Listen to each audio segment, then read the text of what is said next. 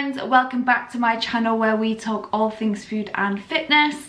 Today I am going to be doing a review of cycle 4 of the Body Coach graduate plan. I'm going to show you some of the recipes from the plan but with a little twist, so I might swap out some ingredients or make some changes if I haven't got quite all the ingredients because of #lockdown. Also, out of respect for Joe, I don't want to be just giving his content away for free, so I will give you an idea of some of the recipes, but as I say, with a little twist. I'll also then run you through my review of cycle 4, so what I've thought of the recipes and the workouts, and hopefully it'll give you a bit of an idea of what to expect if you've just completed the 90-day plan and you are thinking about purchasing the graduate plan. So I hope you find this video helpful. If you do, please don't forget to give a thumbs up and subscribe. Also, if you've got any questions, please don't hesitate to leave them in the comments or to DM me on my Instagram. And without further ado, let's get into breakfast. Okie dokie, so for breakfast we are going to be making some low carb chocolate chip pancakes, but I haven't got any chocolate chips, so we're going to swap it out for this Choc Shot chocolate sauce. That was a mouthful. This is what we're going to be basing it off, just these low carb pancakes. Got my ingredients here, so let's make some pancakes.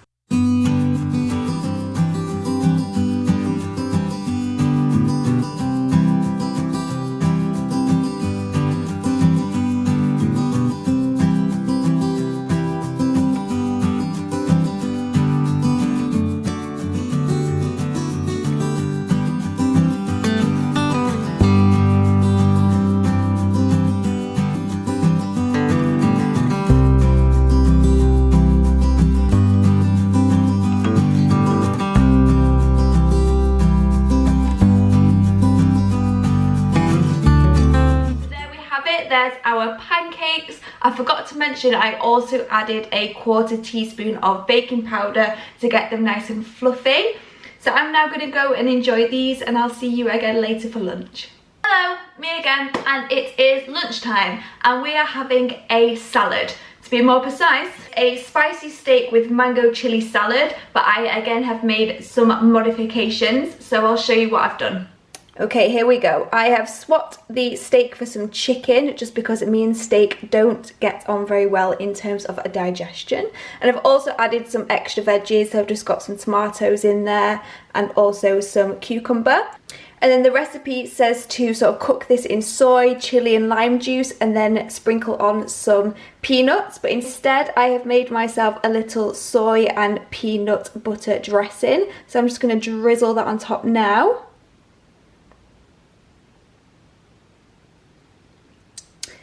And there is my finished lunch.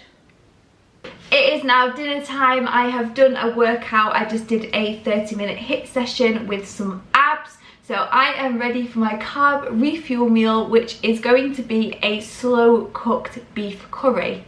Now, as you would have seen for all the recipes, I've sort of made adaptations and mixed it up a bit to suit either the ingredients that I've got or what I prefer to eat. In this case, I was an idiot and I just didn't read the ingredients properly. So I was supposed to have bought lean diced beef. Instead, I bought beef mince. It doesn't matter, regardless, it's still going to be a beef curry, but just more on the keema side of things. One thing I will say about these recipes is I always end up adding extra vegetables because I always find that there's just not enough veggies to pack out the meals. So in this case it's asking for an aubergine, but I'm also going to add a pepper as well because who the hell makes a curry without pepper? And then it's just your usual thing. I've got an onion, some ginger, garlic, and then just your usual sort of like curry spices, so things like cumin, garam masala, turmeric, tin tomatoes, beef stock. All of that is going to go into a big pot. Going to slow cook it in the oven for maybe like an hour, and then dinner will be ready and I will serve it with some rice. So I will check back in with you when it's all cooked. Here is the finished product, a very steamy keema curry. Oh my god, dinner was absolutely delicious. Now I know I chose the wrong mince, but I have to say it worked out pretty well, went down well with the husband, and I think we will be having that again. So now dinner's been had, of course we're gonna have dessert, and you're probably thinking that I haven't shown you any snacks, and that is because I save my snacks for the end of the day. So here I've got some Pro-Yo, which is just yogurt mixed with protein powder, a sneaky little bit of jelly and a bit of puff rice, which technically isn't on plan, but there isn't much calories in there. And then I've also got one of these protein bars, popped in the microwave for 15 seconds, so it's just one of these little Fulfill chocolate brownie bars. So that is my last meal of the day. Let's get into the review of cycle 4.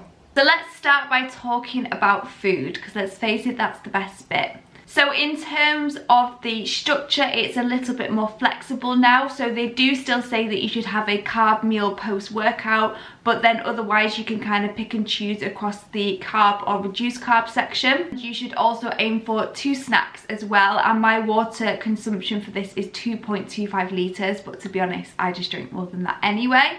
And on rest days, you should aim to have 3 meals from the reduced carb section, again your 2 snacks and your water as normal. In terms of the actual meals themselves, I have found some of the recipes really tasty. I have tried most of them. I would say that some of the meals are quite similar to previous plans, so I would say maybe there's a little bit less creativity. So there isn't really too much difference or too much of a change from the 90-day plan. So if you are happy with that, you'll be happy with the graduate plan in terms of food. The only thing that I didn't like about this plan is the workouts, I'll be honest. He has tried to mix this up from the previous plan, so we've got AMRAPs and every minute on the minute exercises, which basically means you alternate between 2 exercises every minute. Here you've got a 12-minute one where you alternate between burpees and then jump lunges, which, if I repeat that again, 12 minutes of burpees and jump lunges, yes, it's going to be challenging, but it also sounds like hell. So when I was opening up these workouts, they just weren't inspiring to me at all, or they didn't make me want to do it. Why would I want to do 12 minutes of burpees and jump lunges?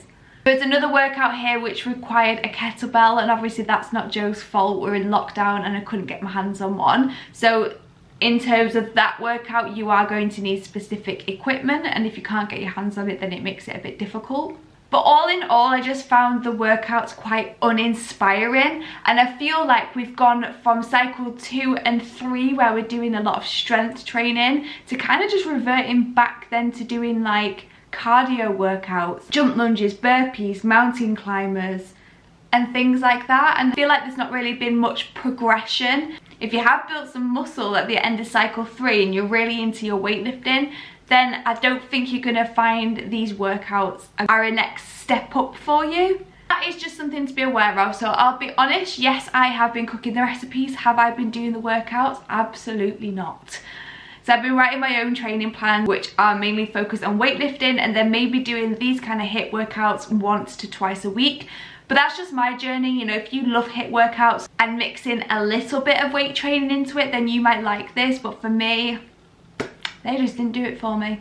All in all, this cycle's been a bit hit and miss. I've loved the food, hated the workouts, but I have sort of loosely stuck to it. And I've also been going back to the other 90 plan and doing some throwback recipes as well. Some of the recipes that maybe I didn't try or I really enjoyed. So yeah, I have been mixing and matching as well to keep it interesting. I'm looking forward to see what cycle 5 brings, whether the workouts will incorporate some more weight training. There is my little mini review of cycle 4. I will also include my results from cycle 4 in this video, so you can see whether I've lost any weight or any inches. But yeah, all in all, it's going okay so far. Luckily, I am able to structure my own workouts, which is really helpful. I'm looking forward to seeing what cycle 5 brings, and I will do another review at the end of that. Hope you enjoyed this video, and I will see you in my next one.